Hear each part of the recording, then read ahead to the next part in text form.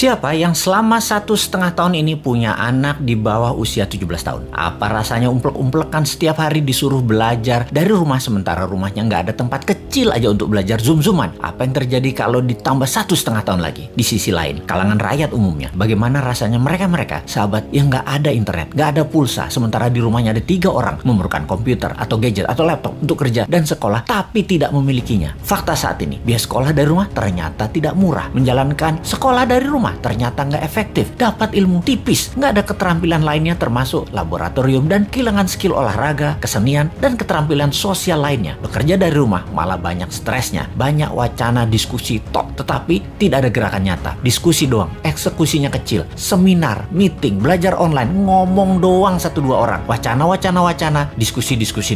Rekening mah minus juga. Saat ini dunia bergeser jauh. Berapa lama kita akan menjadi seperti ini di bawah serangan virus? Jawabannya, kalau gini cara mengelolanya, selamanya, setidaknya sampai tahun 2025. Demikian kata WHO dan World Bank. Waduh, paling cepet 2023 awal deh. Tetep aja lama. Maunya tahun 2021 ini paling lama selesai deh. Vaksin dah tuh 100% orang Indonesia. Pertanyaan lagi, apakah selesai COVID? Ya nggak tahu juga. Menurut Ngana, selesaikah COVID ketika 100% manusia Indonesia sudah divaksin? Jawabannya nggak tahu. Misalnya, manusia setelah divaksin, efeknya tingkat kematian dan fatality-nya menurun, tetapi tetap bisa kena. Dimana kalau kena ya isolasi mandiri, katakan 10 hari. Setiap hari ada 30.000 orang bergantian bergiliran. Tiap hari ada 30.000. Karena 10 hari di isoman, maka yang dikurung hari itu adalah 300.000 orang per hari yang terkurung gantian sampai 100 juta orang. Gitu ya, 2 tahun itu bisa tercapai. Bisa lebih. Serem amat ya kalau ini terjadi. Untuk mencapai 60% populasi yang benar, ya bisa 2 tahun lagi, mungkin bisa 4 tahun lagi. Kalau hal ini terjadi, maka bukan hanya ekonomi yang ambiar, tetapi keterampilan sosial anak kita, keterampilan lainnya hilang. Bisa terjadi generation gap yang parah, di mana di tahun 2045, 24 tahun lagi, mereka usianya yang sekarang 10-20 tahun itu adalah mereka menjadi tulang punggung angkatan kerja dan usaha. Mereka, bayangkan, tidak punya keterampilan yang mumpuni. Maka angkatan yang usianya 50-70 tahun di kemudian tadi masih tetap bekerja dan ini tidak efektif. Maka gawat kalau bernegara tidak ada yang memikirkan hal ini, tetapi lebih memikirkan tenaga kerja asing bagaimana bisa masuk terus dengan dilindungi pejabat paling berkuasa. Alhamdulillah berhasil masuk terus. Itu lebih penting baginya sekarang. Saat ini generasi mendatang ngapain gue pikirin katanya. Yang penting saat ini lagi berkuasa, gak ada yang boleh halangin. Pokoknya gigi 5, gaspol, gue harus kaya. Lalu siapa yang urus generasi muda yang sudah 1,5 tahun ini dikurung di rumah? Ditambah masih ada kemungkinan dikurung lagi 1,5 tahun lagi. Kita urai masalahnya. Kalau anak usia saat ini 7-11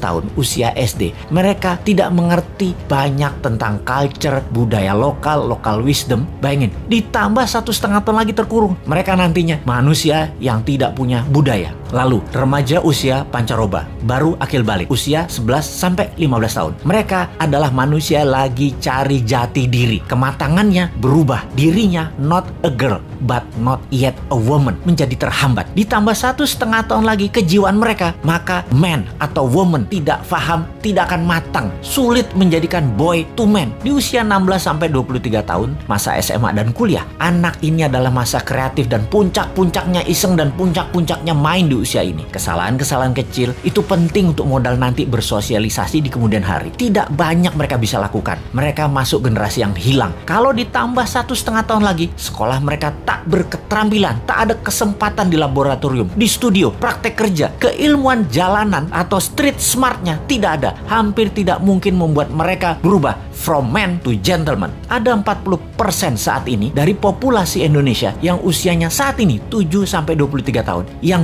20 tahun lagi mereka merupakan tulang punggung keluarga, bangsa, negara. Jadi apa mereka ini nantinya? Ada yang mikirin pelindung nikel, mikirin. Yang pasang baliho jualan tahun 2024 itu mikirin. Yang menjabat sekarang mikirin. Kalau bosman, ada tuh bala muda walau kecil, kita berjuang.